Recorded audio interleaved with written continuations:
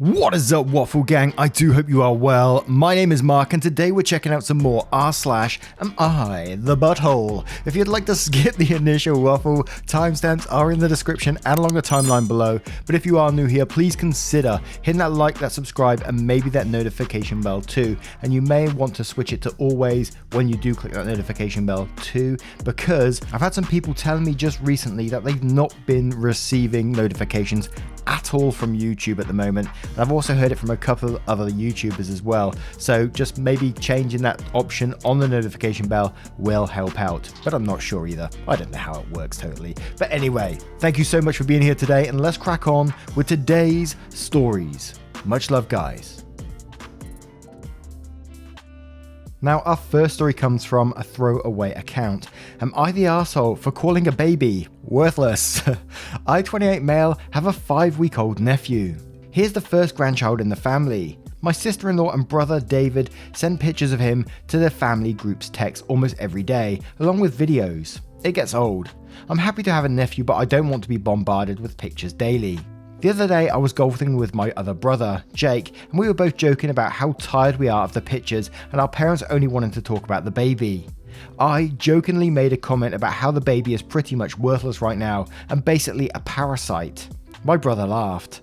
Later, during a Zoom call with David, Jake let it slip that I called the baby a worthless parasite.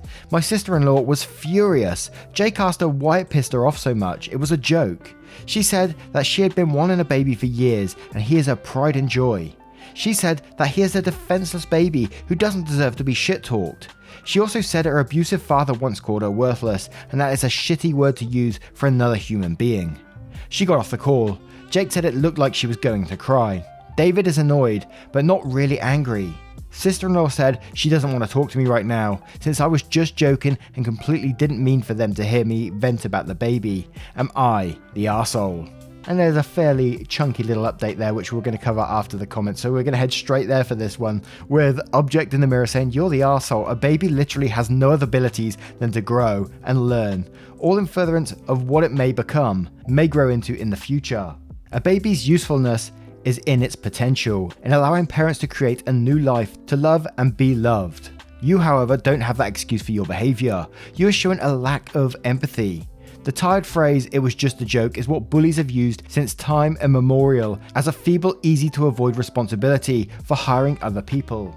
And DSZ says, and quotes, "I jokingly made a comment," and then says, Chapter 3, page 1, The Arsehole's Almanac. When being an arsehole, feel free to use the fact that you were only joking with impunity. It excuses literally anything.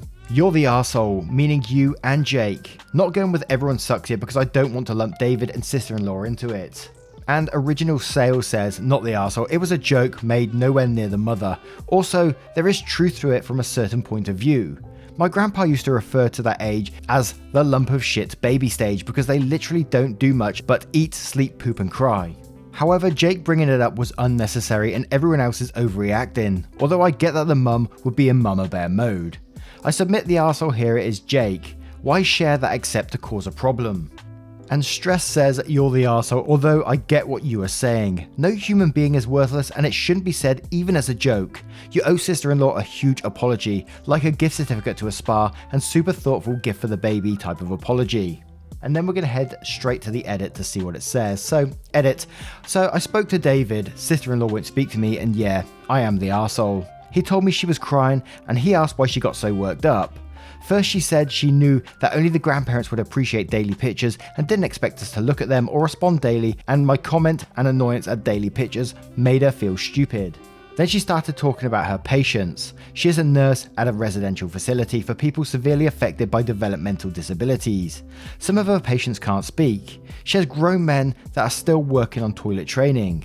She said she was thinking about how people have asked her why they waste time and resources on people who are worthless or useless. She said it's really unfair to say that about people, especially when her patients work so hard at tasks that we take for granted every day, like using a fork. She also said she was looking down at her baby and couldn't bear to think of him as worthless because he brings us so much joy. Yeah, so after hearing that, I feel shitty and I'm not sure how to apologize appropriately." And now I turn it to you guys. What do you guys think of this situation? How can OP apologize appropriately? Let me know your thoughts in the comments below.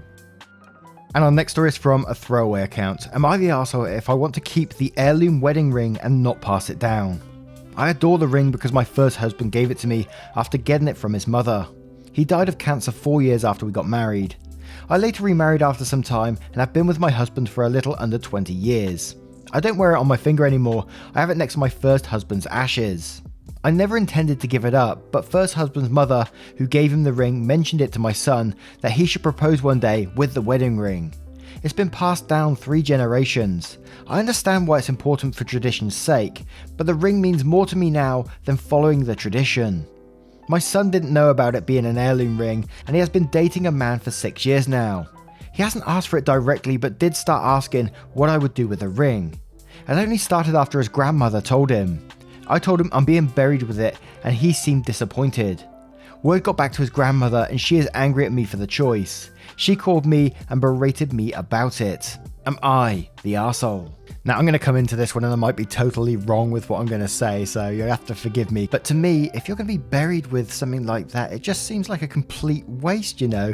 Something that has been passed down from generations and you're just going to be buried with it. I mean, what use is it going to be to you after you're gone? Why? I don't understand the kind of mentality, and I might be totally wrong in that aspect. And I imagine lots of people want to be buried with certain items and stuff like that. And I totally get it, but to me, it just seems wasteful. And that's just my opinion on it though. And another aspect to this as well, like right down the line, like I don't know how much long in the future before people start getting dug up again, like people go over graves and stuff, is that ring is likely to end up in someone else's hands at some point in the future if you are buried with it. Think of metal detectors. I've been metal detecting. I still do sometimes. Yeah, I'm a geek. Get over it. Just because I love finding historical pieces like Roman coins and stuff like that, and I absolutely love it. Is someone going to find this ring, dig it up and think, oh, that's a nice piece, I'll keep that. So it's not going to be with you all the time anyway. At some point it probably will get removed. And that was my wild take of the day. And we'll start off with Christina saying, you're the arsehole. Literally getting buried with a family heirloom instead of continuing the tradition of passing it on does sound arsehole-ish. Said that weird. And Sedora Nautica says, you're the arsehole. I get wanting to keep it for the rest of your life. Will it to someone in the family, but to be buried with it, most funeral directors strongly suggest not being buried with anything of value. And Oil Freak says, how wasteful being buried with it instead of letting a loved one have use of it. And Nanimal says, you're the arsehole. You'd rather an heirloom sit on the table unused and then get buried where it can't be used at all. I can't understand why you wouldn't want this piece of your husband's family to be passed down. This ring could continue to mean something to your son and his future children. You might want to examine why you're clinging to it so hard. And now I turn this one to you guys. Have you guys ever had a similar situation where you haven't wanted to let something go this hard? What are your thoughts behind it? What's the mentality? Let me know in the comments below. And our next story comes from Am I the Arsehole School Post. Am I the arsehole for telling my mum I resent her holding me back because of my sister? I, female 17, was one of those gifted kids when I was younger. I taught myself how to read when I was 2.5 and how to add when I was 3, and by the time I went to kindergarten I was reading chapter books and doing 2nd grade math. My sister, 18, has ADHD and dyslexia and always a little behind in reading and math. Now to the story. My district makes us do placement tests whenever we start kindergarten and right before the school year started. The principal and my kindergarten teacher called my parents into a meeting. They basically said I was very advanced for my age and wanted me to skip kindergarten and go to 1st grade. My mum refused because she thought my sister's feelings would be hurt because I skipped a grade and she didn't. They said okay and suggested I be put in the gifted program and go to a different elementary school in the district, like 2 miles away, that has advanced classes and extra support for gifted kids. She rejected that too because she also thought it would hurt my sister's feelings. They also suggested a private elementary school 10 minutes away for gifted kids. She said no for the same reason as before. They told my mum that they wouldn't be able to give me much support if I'm at a regular kindergarten class for their school, and she said okay. My dad wanted me to go to the private school and argued with my mum about it for weeks. He eventually gave up when she threatened to divorce him for not considering my older sister. Fast forward to 8th grade, I'm still very advanced and my dad comes home from work with pamphlets for this special high school for gifted kids. Mum shut it down immediately. They argued more and he gave in again when the threat of divorce came up again. Now my parents actually are getting divorced and I chose to live with my dad full time. My mum got mad and asked what she did to have me leave her too, and I gave a whole list of reasons, mostly her favouring my sister, and ended it with her holding me back in school to protect my sister's feelings. She argued that she did what was best for both of us, and I'm an arsehole for holding that against her because now I have great friends at my school. I left and went to pack my stuff, and my mum and I aren't speaking, so I wanted to know if I was an arsehole.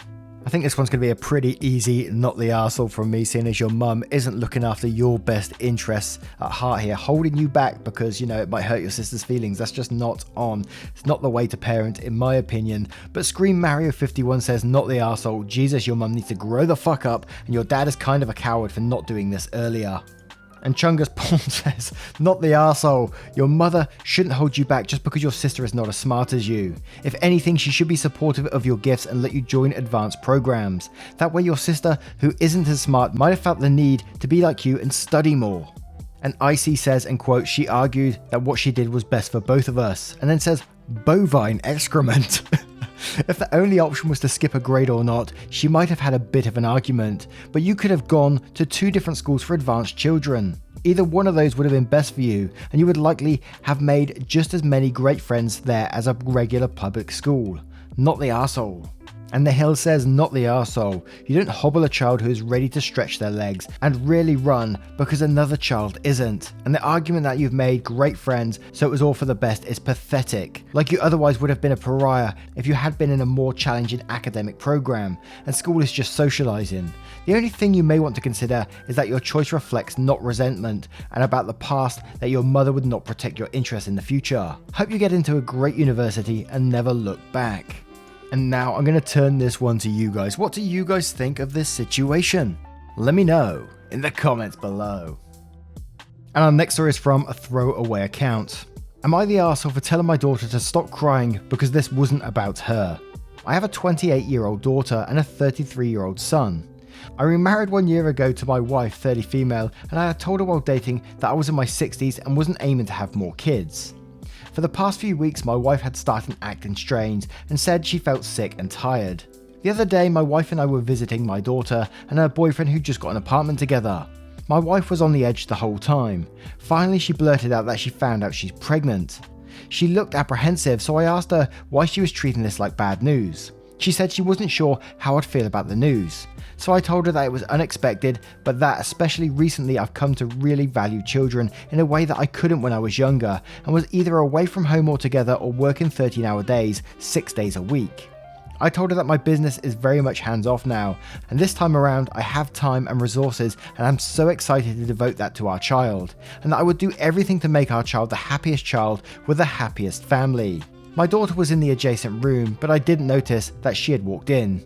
She started sniffing, and when I asked her what's wrong, she started full on crying. She curtly said congratulations and started walking out. I caught up with her in the hallway, and she spun around and said, "Great to see that you finally calmed down, Dad. If only it happened 25 years ago, and not just because of age." I told her that I was only trying to make my wife feel better and that she didn't have to cry and yell because this wasn't about her. This was about letting an anxious woman I loved know that she and her child would want for nothing and worry about nothing. She looked furious and said, "Yeah, this is about a kid who's going to get a chill, indulgent dad and a happy mum because he got him the second time around." After that, my wife and I left because we knew we weren't welcome at the moment. Am I the arsehole for defending what I said, for telling my daughter that this is really nothing to do with her and everything to do with a baby I intend to be a great dad to? So yeah, in this situation that you went and said to your wife and made her feel better by, calming her down and all that sort of thing, which, great, but at the cost of your daughter's feelings, and you totally played them down. When she came to you and was clearly upset about the situation, you basically said to her, your feelings don't really matter in this situation. Got a new family now. It's another one of those where I just don't get the mentality of some people. How can you stand there and talk about your past and, how you let down your daughter in the past and then say, this isn't about you? I don't get it. But JDK says, "You're the arsehole. Yes, you were just trying to make your wife feel better, but in the process, you insinuated that this child would be more loved and wanted than your daughter was, within earshot of her. I bet that stung. She wanted to talk to you about how her feelings were hurt. You should have said you were sorry, her feelings are valid, that you didn't mean to hurt her feelings and that you were just trying to make your wife feel better. Instead, you immediately dismissed her very rational feelings when you're the one who said the very tasteless thing in your daughter's home. When someone is telling you their feelings are hurt, it's crazy mean and insensitive to tell them why they shouldn't be. And Happy Mistake says, you're the arsehole, the way you made your wife feel better hurt your daughter's feelings, as it made her feel you cared more about your new wife than you have ever about her. Unfortunately, this was compounded when your reaction to her upset was to prove that your wife's happiness is more important to you than your daughter's. You say, I'm glad this time around I will be a better father. Daughter replies, I'm upset because you're not a good father and never acknowledged that to me. Then you say, you don't matter, your feelings are not important to me right now. What is important is my wife's feelings, because she is pregnant with a child I will actually love. That's what your daughter heard. And Cosmic Waters says, you're the arsehole, yikes for so many reasons. I can see why you had to go after a woman half your age. And Amarisha says, you're the arsehole, so you lied to your wife or to your daughter, because there's no way you could mean both things you said. They are contradictory. Also, if your daughter resents you for your crappy parenting or whatever, she's 100% entitled to her feelings, and anyone has no say. And now, I turn this one to you guys. What do you guys think of this situation? Let me know in the comments below. And this next story is from a throwaway account. Am I the arsehole for telling my mother-in-law that she cannot move in with us?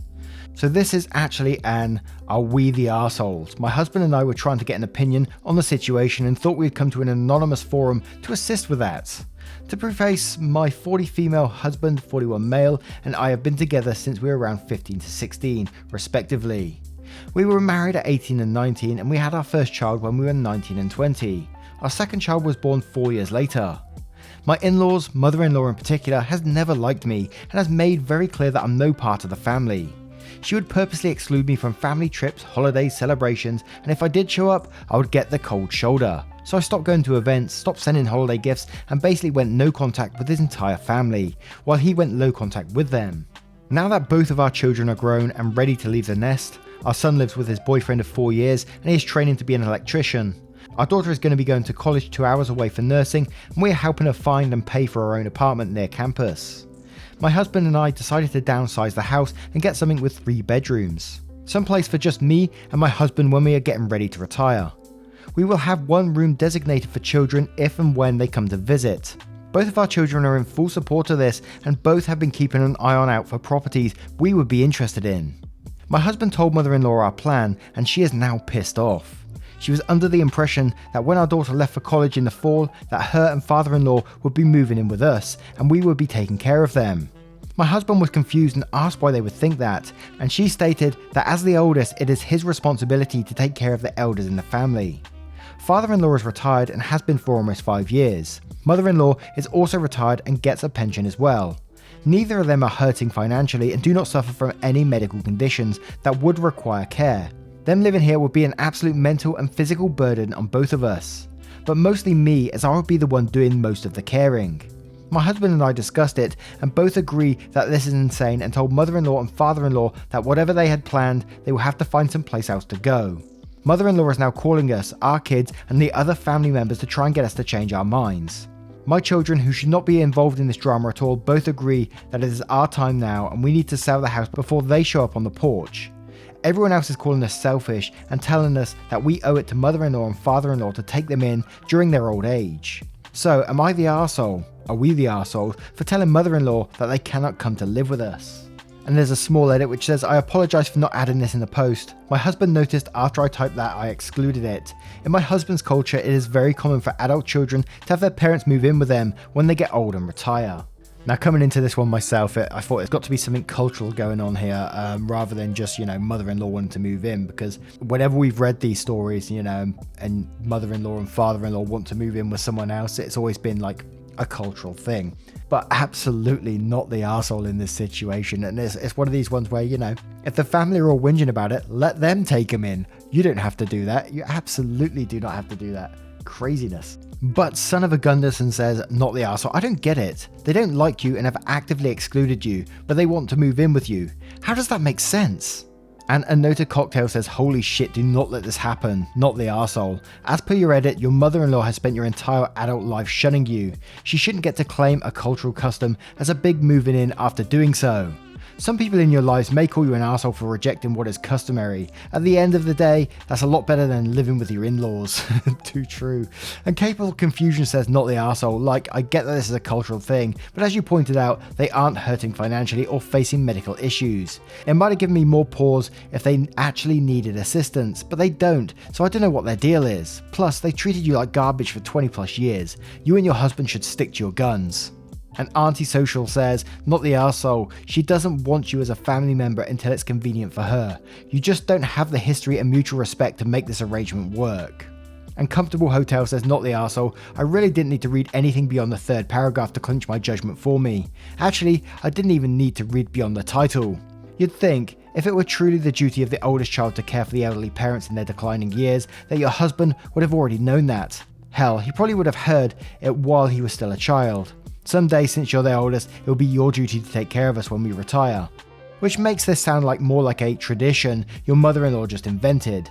Even if she were nice to you all these years, she's still being horribly presumptuous, and in no way that would obligate you to take in your in-laws into your home. Glad to know that your kids are on your side. The only other thing I see worth commenting on is your kids urging you to sell quickly before in-laws show up on your doorstep. Why should that worry you? If they show up on your doorstep, you tell them where to go and how to get there. Edit, I noticed in your edit, and my opinion is the same. Although this might disprove my earlier comment about being a tradition your mother-in-law invented, it may be common in his culture, but apparently whatever culture you're living in, it is not a legal requirement. You don't have to do this, and as others have stated, your in-laws can reap what they have sown. If they want to impose someone's hospitality, it behooves them to be nice to their prospective hosts. And there was a mini update attached to this one which said, thank you for all for your comments and replies. We are both relieved that somehow we are not the arseholes or that we are being petulant children. My husband is going to call his parents tonight and tell them that their treatment, mother-in-law in particular, is the reason why they are not welcome to live with us. And that is our final answer. Husband will suggest that if they need care, we will gladly find them an assisted living facility. But we, more specifically I, will not be taking care of them. And it's because of all you have pointed out that I am not family. So thank you all for helping us, and we really appreciate it. And to answer one last question, yes, my husband is Asian and I am white. My mother-in-law refers to me as White Devil. Oh dear. And now I turn this one to you guys. What do you guys think of this situation and how would you deal with it? Let me know in the comments below. Now once again guys, thank you for being here today. I hope you did enjoy today's stories, and if you did, you know what to do. Hit that like, that subscribe, and maybe that notification bell too, as it massively helps out our channel and I cannot express that enough. And don't forget, tell me what you are doing whilst you're listening. It is one of my favorite things and keeps me going. Thank you so much, and I will see you in the next one. Take care guys, much love.